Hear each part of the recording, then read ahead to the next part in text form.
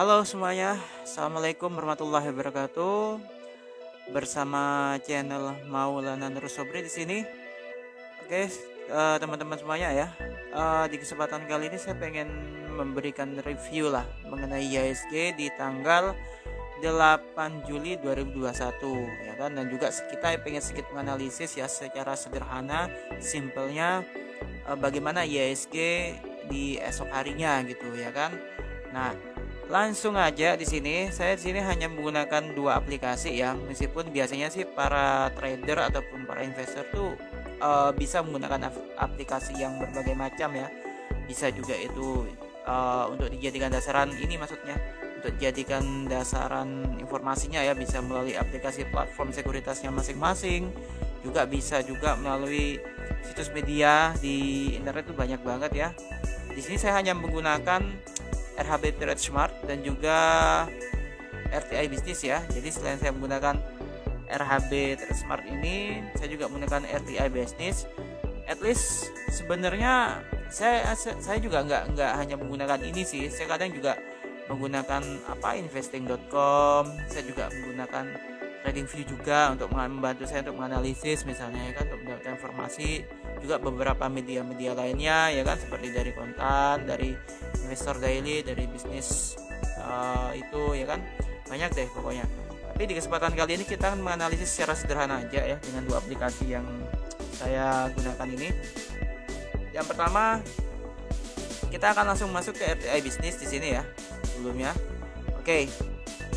Sekarang kita sudah masuk. Nah, di RTI Business ini sebenarnya semua itu sudah ditampilkan ya, untuk bagaimana pergerakan IHSG di hari ini ya, terutama ya di tanggal 8 Juli 2021 nih.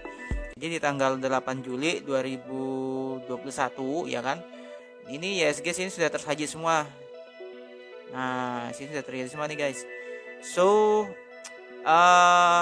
pada awal pembukaan selama sesi 1 itu kita akan review di sini ya. Pada awal pembukaan di sesi 1 itu kita sempat dibuka di zona hijau ya. Bahkan kita selama di sesi 1 itu berada di zona hijau ya di sini ya. Kita dibuka di harga 6052,84 ya kan, dan sempat menyentuh harga tertingginya IHSG di rentang harga level tertingginya lah. Di level tertingginya di 6080,22. Oke. Nah, tapi memasuki sesi 2 nih ya, IHSG justru sempat terkoreksi sampai ke level terendahnya itu di 6028,68 ya kan, 608 maksudnya. Nah, di sini. Dan akhirnya pada hari ini IHSG ditutup di level 6039,896, minus 4,141 poin atau minus 0,07%. Oke. Nah, jadi sini teman-teman bisa menyaksikan sendiri di RTI Business itu, teman-teman bisa menyimak atau perhatikan bagaimana pergerakan IHSG. Gak hanya IHSG sebenarnya sih, juga pergerakan saham juga ada di sini. Tapi saya biasanya menggunakan untuk kalau mau mengontrol IHSG, memantau IHSG lah, ya kan, memantau IHSG selama periode tertentu, ya sudah saya pakai RTI Business saja, simpelnya kayak gitu. Nah, di sini juga ada index diary ya, ada index diary di sini.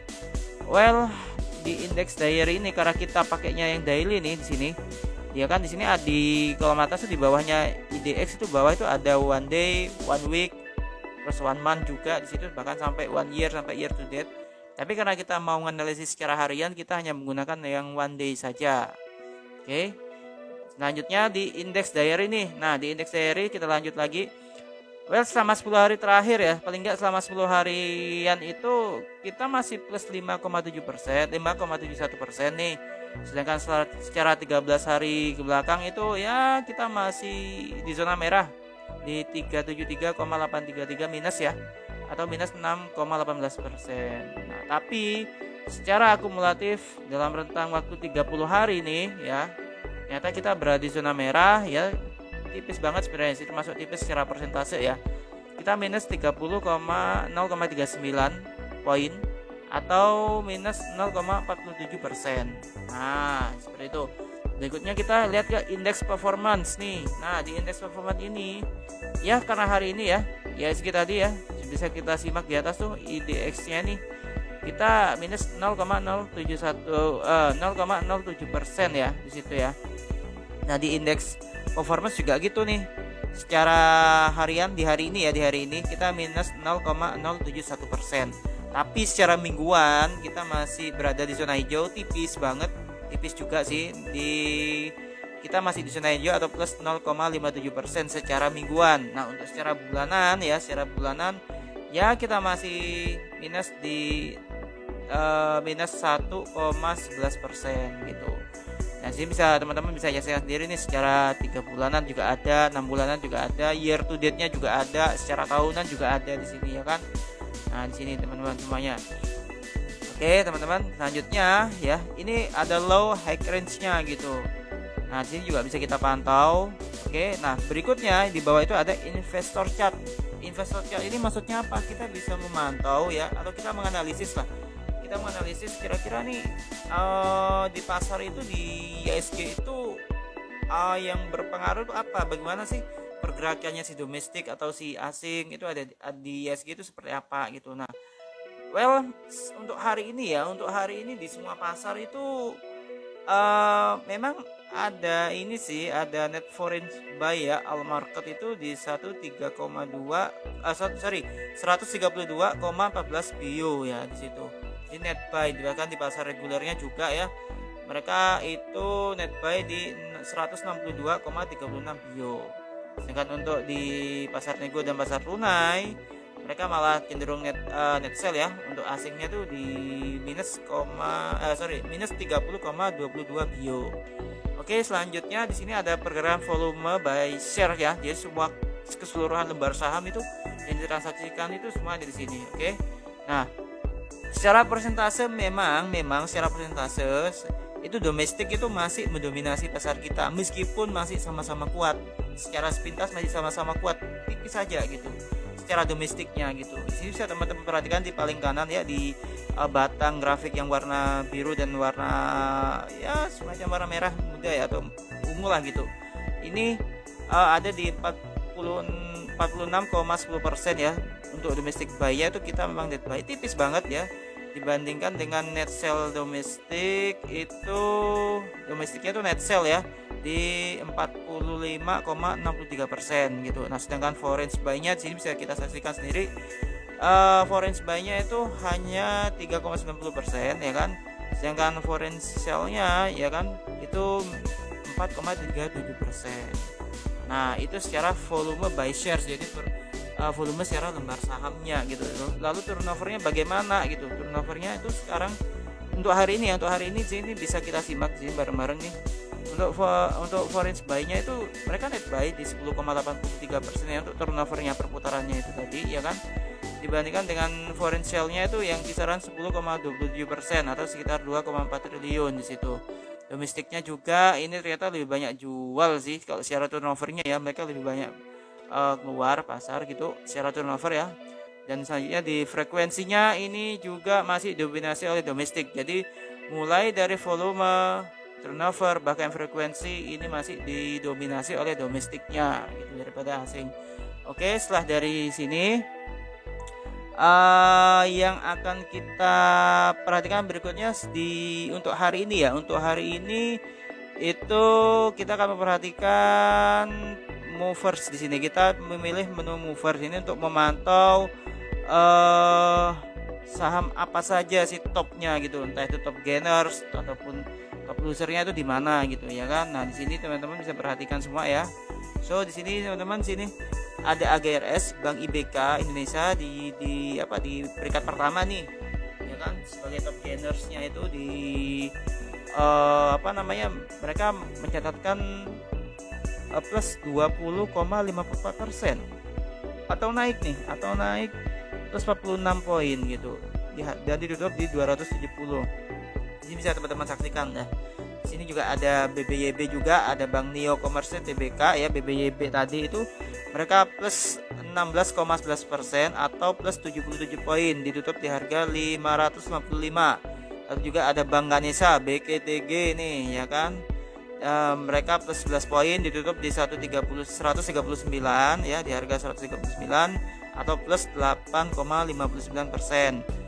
Lalu juga ada kode saham SEN atau CENT ya kan, Centratama Telekomunikasi. Mereka ditutup di level harga 290 plus 16 atau plus 5,8%. Disusul di peringkat kelima ada BKSW atau Bank QNB Indonesia. Itu di level 197, harganya naik 10 poin atau plus 5,35%. Nah, diikuti di peringkat berikutnya yaitu di peringkat ke-6 ada Teens Timah Tbk. Mereka ditutup di level ditutup di level 1610 poin ya, poin naik 75 poin ya. Jadi harganya itu hari ini ditutup di 1610, ditutup naik plus 75%, ditutup 1610 plus 75 poin atau plus 4,89%. Lalu juga diikuti oleh BRIS, Bank Syariah Indonesia ya kan. Di peringkat ke-7 itu mereka ditutup di level harga 2430 atau plus 100 poin nih, atau plusnya kisaran secara persentase di 4,29%. Diikuti di peringkat berikutnya ada BACA, ada Antam juga, ada Bank Mandiri, ada SCMA, ada Zinc, ada Agro juga di situ. Nah, untuk top losernya siapa saja di sini? Untuk top losernya pertama JSKY atau Sky Energy Tbk, itu mereka ditutup di level harga 155 atau minus 11 poin ya, atau secara persentase di minus 6,63%. Lalu di top loser kedua ada BOS Borneo Olah Sarana Sukses, di situ ditutup di level 88 minus 6 atau secara persentase di minus 6,38%. Lalu berikutnya sampai ke bawah ada Doit, di peringkat ketiga ada Medco, ada Java di peringkat kelima 678. Berikutnya itu ada BEBS, ada BABP, ada PRDA, ada Adaro juga, serta Era yang kita saksikan. Bahkan juga ada ada Friend juga di sini, diikuti oleh Excel ya kan. Oke. Setelah kita mengacu di RTI ini ya, selanjutnya kita masuk ke RHB Trade untuk view-nya. Nah, seperti itu. Oke, untuk view-nya ya. Di sini untuk RHB Trade ini sendiri saya sudah setting ya, sudah saya setting sebelumnya nih sebenarnya. Oke, baik itu indikatornya itu apa saja ya kan, sudah saya setting. Sini saya menggunakan, kita langsung masuk ke ini ya. Kalau misalnya kita baru login itu di RHB Trade tampilannya seperti ini nih. Ya kan, sini juga ada seperti ada top stock juga di sini, secara value-nya segala macamnya ya kan. Nah, di sini untuk hari ini top value-nya ya, top stock by value ya. Secara nilainya itu pertama di peringkat pertama itu ada Antam, ada BBRI, ada BRIS, ada Telkom juga, ada Apik, ada BBCA. Secara top value gitu, meskipun Telkom, APIC dan BBCA ini sebenarnya berada di zona merah tipis ya gitu, tapi mereka secara value ini juga aktif diperdagangkan lah gitu. Oke, langsung aja sini by market, kita langsung akan masuk ke menu chartnya untuk mereview IHSG-nya ya kan. Nah, seperti yang tadi saya bilang, ini saya ganti dulu, kita ganti dengan IHSG ya. Nah, seperti ini. Ini indikator yang saya gunakan sebenarnya sama sih dengan dengan pelaku pasar lainnya ya, secara umum lah gitu. Kita pengen menganalisis atau mereview serta memberikan sebuah market outlook untuk kedepannya seperti apa sih gitu, untuk secara hariannya gitu, secara sederhananya itu seperti apa gitu. Nah, di sini yang saya gunakan pertama itu MACD ya. Saya nggak merubah indikator parameternya di situ, saya hanya menggunakan MACD, indikator MACD serta stokastik nih tambahannya gitu. Nah, untuk MACD saya nggak merubah parameternya. Di stokastik saya juga nggak merubah parameternya, masih di parameter 14,3,3 ya kan. Terkadang saya juga menggunakan tuh untuk sekedar ini aja sih, sekedar untuk shortnya saja sih. Kadang saya merubah dari parameter stokastik tuh 5,1,3, atau bahkan kadang saya menggunakan parameter 10,3,3. Sebenarnya itu gak ada masalah. Itu kembali ke masing-masing. Maksudnya cocoknya si pengguna aplikasi itu sendiri gitu ya kan, tergantung si pemakainya gitu. Itu sesuai selera aja lah gitu, mana yang sesuai dengan seleranya aja gitu. Kita lebih cenderung mau pakai yang indikator apapun gak ada masalah, meskipun gak harus menggunakan stokastik atau MACD ya kan. Oke, di sini saya menggunakan grafik candlestick ya. Just interview aja. Just interview sampai for information saja.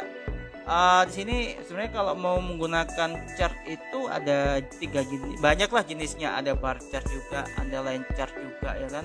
Ada yang grafik garis tuh yang kita gunakan dan secara umum jadi dipakai oleh para trader ataupun investor biasanya sih ini candlestick ini gitu ya kan. Kenapa pakai yang ini ya, itu kembali lagi ke selera masing-masing saja gitu. Oke, sini saya sudah men-setting seperti saya bilang. Ini saya secara daily ya, secara dailynya ya kan, secara dailynya.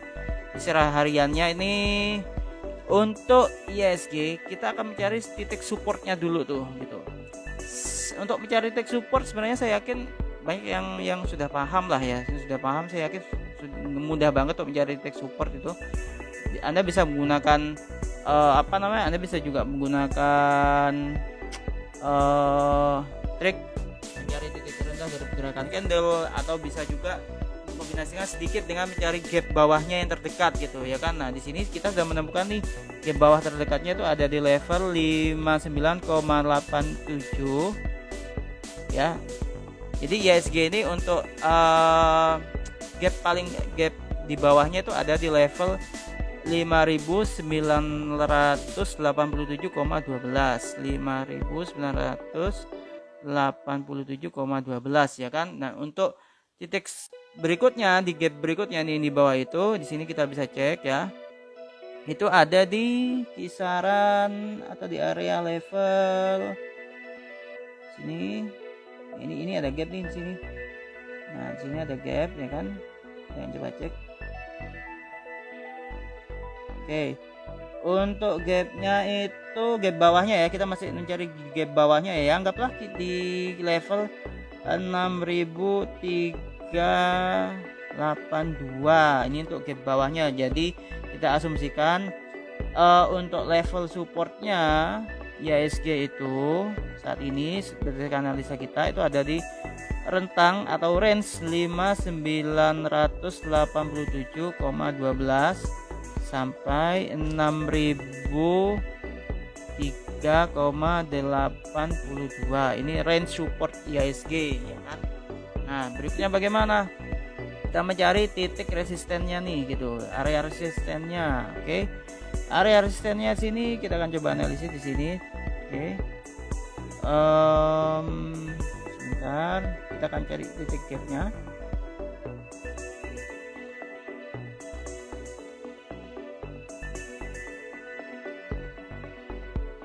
Oke, di sini. Nah, di sini ada gapnya nih. Oke. Gapnya yang terdekat saat ini untuk ISG itu ada di gap atas ya. Ini gap atas ya. Gap atasnya. Bentar. Oke, gap atasnya untuk ISG itu saat ini berada di level 6.068,67 ya kan. Lalu berikutnya kita cari lagi, kita cek lagi di support resisten berikutnya itu. Oke, sebentar. Nah, ini.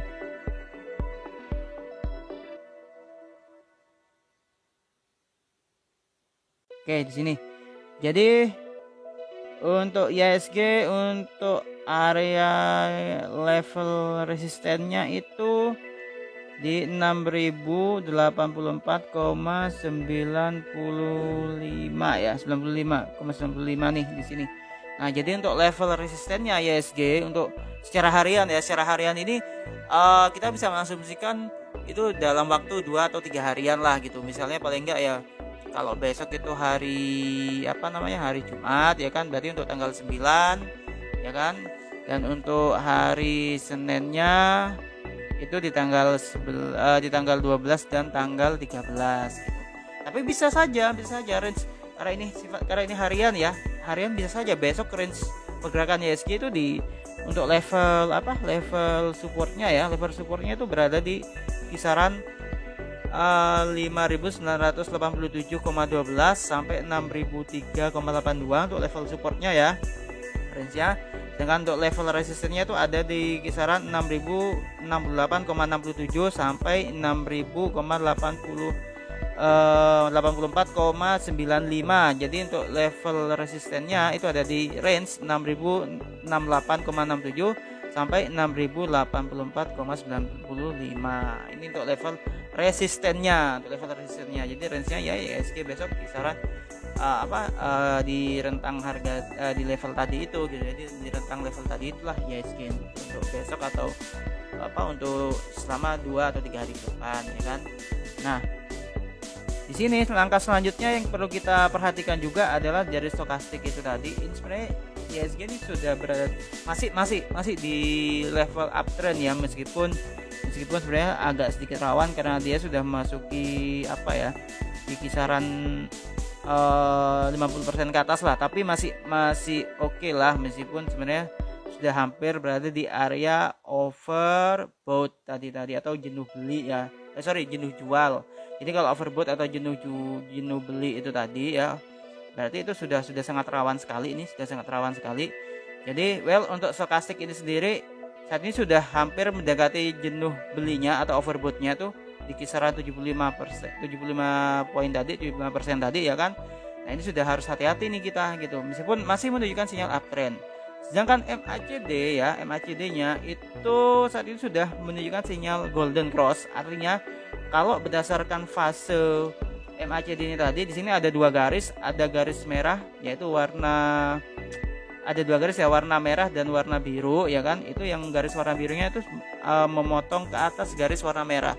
Artinya itu disebut juga dengan golden cross ya kan. Jadi ada peluang dia untuk terus untuk menguat lagi gitu. Meskipun agak sedikit landai, mungkin saya sampaikan ya agak sedikit sideways lah gitu, tapi masih menunjukkan pola penguatan. Sedangkan untuk stokastiknya itu sendiri ya kan, di sini ada dua garis sama tadi, ada yang warna biru dengan warna merahnya. Sedangkan warna merahnya itu sudah di atas warna birunya itu sudah di atas warna merahnya tadi. Jadi ya agak sedikit rawan, tapi masih berada di fase uptrend. Oke. Oh ya, di candlestick itu tadi saya juga menggunakan moving average ya. Ada 3, itu ada MA1, MA2 dan MA3. MA1 nya saya menggunakan periode 5, MA2 nya itu 10, MA3 nya itu 20. Sebenarnya sih nggak ada masalah kalau misalnya sih ada yang menggunakan MA1 nya itu saya menggunakan 10 misalnya ya kan, MA2 nya saya menggunakan 20 misalnya, atau 100 bahkan gitu, atau MA3 nya saya menggunakan 200 harian misalnya, nggak ada masalah gitu. Semua itu tergantung kembali ke kebutuhan dan juga keseleranya masing-masing saja. Nah, jadi untuk analisis ini ya perkiraan IHSG di berikutnya saat ini ya, berdasarkan data kita saat ini ya kan.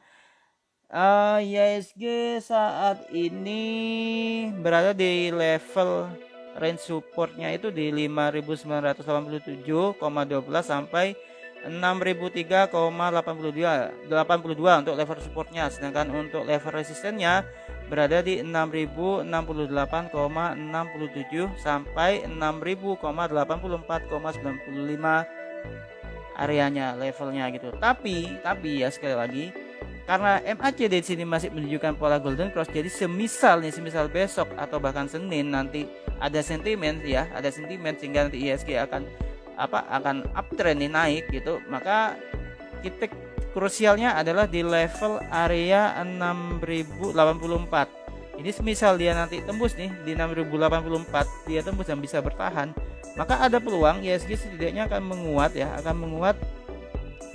setidaknya menuju target di 6131,76. Ini arahnya IHSG. Semisal area level resistennya itu berhasil ditembus dan bertahan di sana, di level itu, di level 6084 tadi, 6084,95 tadi, itu Berarti IHSG masih memiliki peluang sampai memiliki target tuh di 6131,26. Kapankah itu? Ya, itu hanya Tuhan yang tahu. Tapi yang pasti sih kita akan mencoba analisis, semoga besok atau dalam 3 hari ini ya, Jumat, Senin dan Selasa, IHSG berhasil tembus bahkan bertahan di atas area 6084,95 sehingga IHSG masih memiliki peluang untuk mencapai targetnya, yaitu di harga 6131,26 poin. Oke, ini target dari IHSG. IHSG di 6131,76 poin ya, itu targetnya IHSG. Oke guys, selanjutnya, lalu seandainya misalnya terjadi miss atau apa, nah untuk berdasarkan kalau kita melihat secara ini ya, secara grafik dari indikator MACD sih, menurut saya pribadi untuk besok saya yakin IHSG masih berada di zona hijau, meskipun mungkin agak sedikit mix gitu, tapi saya yakin IHSG besok berada di zona hijau ya kan. Seandainya pun katakanlah miss ya kan, IHSG saat ini memang memiliki titik krusialnya itu, kalau misalnya dia gagal tembus ya, gagal bertahan itu, memang IHSG itu masih memiliki support terendahnya ya, atau bisa kita sebut dengan strong supportnya ya, itu di harga 5949,28. Jadi itulah analisis IHSG untuk hari Kamis tanggal 8 bulan Juli 2021. Saat ini pada prinsipnya ini adalah disclaimer on. Artinya apa? Artinya semua informasi yang teman-teman saksikan, yang teman-teman simak di video ini, itu sifatnya adalah disclaimer on. Tidak ada paksaan atau bukan merupakan sebuah perintah ataupun instruksi ya, instruksi kepada para trader ataupun investor untuk menjual, membeli atau menahan varian atau instrumen investasinya. Semua itu menjadi tanggung jawab masing-masing pengambil keputusan, yaitu adalah para trader dan para investor itu sendiri, ya kan? Jadi di sini saya hanya berbagi pandangan saja. Semuanya adalah kembali ke masing-masing pelaku pasar itu tadi. Jadi ini adalah disclaimer on. Itu saja dari saya, Maulana Nur Sobri. Kurang lebihnya saya mohon maaf. Dan jangan lupa di like, share, and subscribe serta nyalakan lonceng untuk update video berikutnya. Assalamualaikum warahmatullahi wabarakatuh. Happy trading, happy lucky, happy investing, dan semoga Anda cuan.